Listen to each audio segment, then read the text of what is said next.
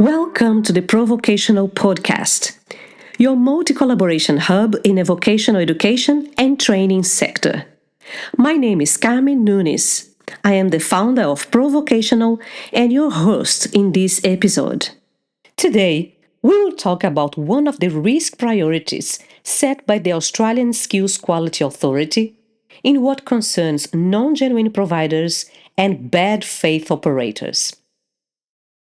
Have you ever wondered what really happens behind the scenes in the Australian training sector? We often think of vocational education as a straight pathway. You enroll, you train, you get qualified, and you step into work. But here's the uncomfortable truth. Not every provider out there is playing by the rules. In fact, some are not even trying. We are talking about non-genuine providers and bad faith operators. And this is not small stuff.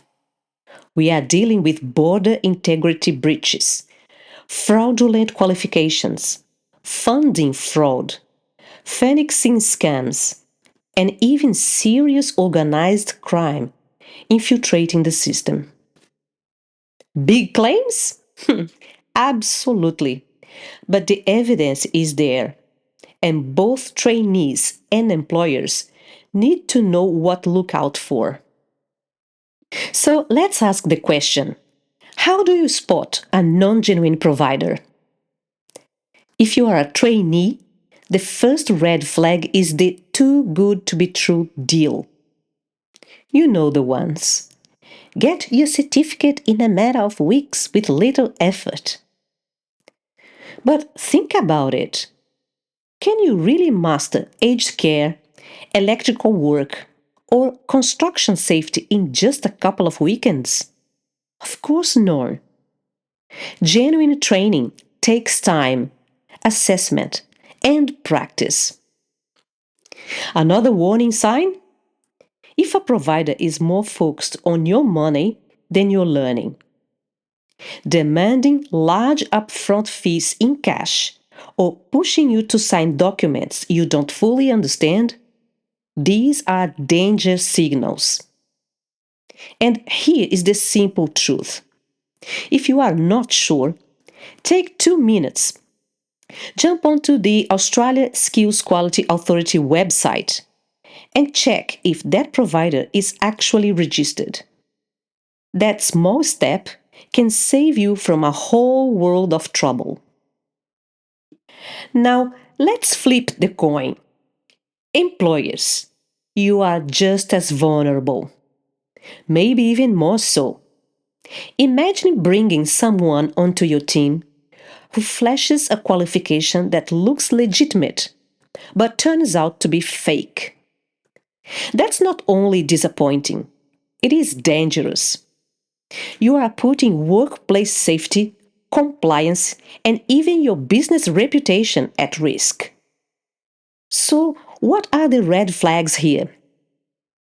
Watch for qualifications from providers you have never heard of, especially those with a fast-track reputation. Be wary if a training organization approaches you with bulk training deals that seem suspiciously cheap. Often, that's the calling card of phoenixing operations.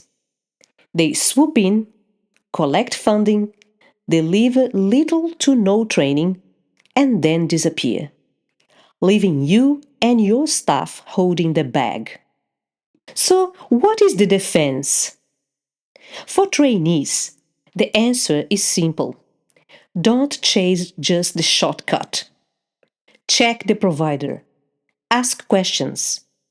Make sure you are paying for skills, not just a piece of paper. For employers, it is about building in strong verification processes. Don't take qualifications at a face value. Confirm the registered training organization number. Contact the provider. And where safety matters most, go beyond the paper. Ask candidates to demonstrate their skills. Remember, Genuine competence can't be faked. At the end of the day, it all comes back to trust. Trust in a training system. Trust in the qualifications. Trust in the people holding them. And when bad faith operators infiltrate that system, that trust erodes for everyone. So let me leave you with this thought. Skills are built, not bought.